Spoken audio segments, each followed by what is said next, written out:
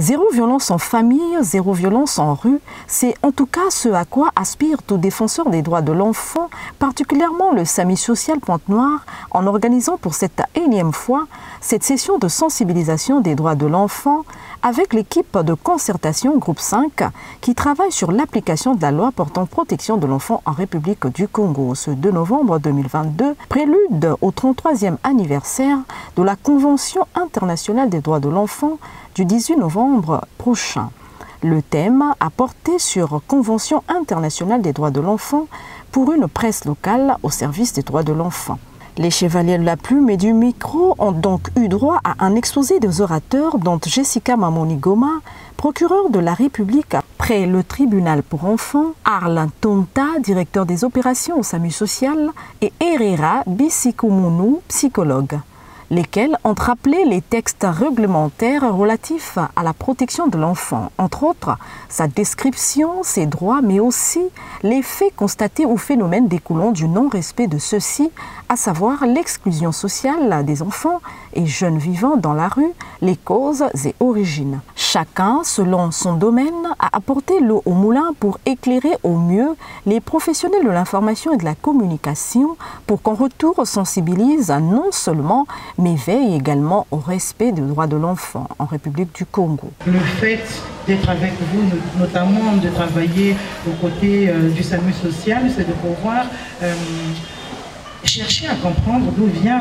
ce phénomène réellement, parce que c'est un phénomène qui demande d'être attaqué à la racine. Et comme le commissaire l'a dit tout à l'heure, le fait de travailler à vos côtés nous a notamment fait comprendre que la plupart des enfants qui se retrouvent délinquants, justement, les baignoires, comme on les appelle chez nous, ont un vrai problème parce qu'il y a un réel relâchement au niveau de la famille, au niveau des parents. Et pour lutter contre ces phénomènes, en particulier l'exclusion sociale, mission principale du SAMU social, a rappelé son directeur général, Benoît Box, il n'y a pas plus grand allié que le journaliste. C'est pourquoi, au cours de cet atelier, les orateurs n'ont pas manqué de faire le distinguo entre phénomènes enfants en situation de rue et bébés noirs.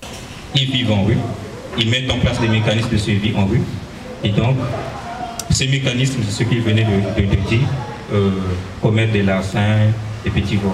Et lorsque la police arrive, par exemple, en rue, ils le retrouvent dans la rue. Ils ne peuvent plus s'échapper parce qu'ils sont dans la rue. Alors lorsqu'on parle du phénomène bébé noir, on se rend compte, s'il faut qu'on se dise les vérités ici, c'est des enfants et des jeunes qui vivent dans les familles. Quand on tue par exemple un bébé noir, on se rend compte de ses parents, parce qu'on va organiser une veillée mortuaire par exemple. Mais lorsqu'il s'agit d'un enfant de la rue, personne ne se rend compte. Ça c'est un élément d'éclaircissement et de différenciation. C'est vrai qu'il existe des similarités entre ce phénomène-là, les baignoires et les enfants de la rue. Si on parle des similarités, c'est par exemple, ils ont pour espace commun la rue. Ils prennent également des toxiques. Comme les enfants de rue, c'est comme les jeunes qui font partie de ce phénomène prennent des toxiques.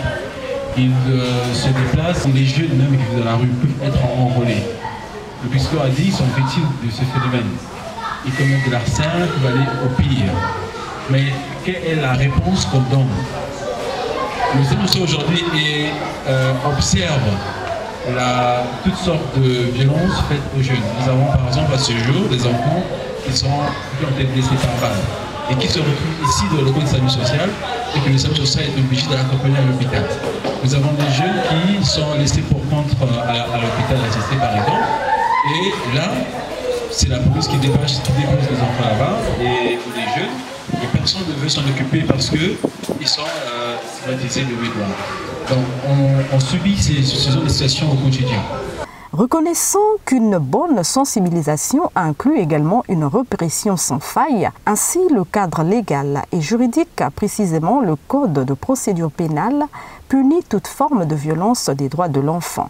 L'a rappelé le procureur près le tribunal pour enfants parlant de l'article 110 de la loi numéro 4-2010 du 14 juin 2010 portant protection de l'enfant en République du Congo.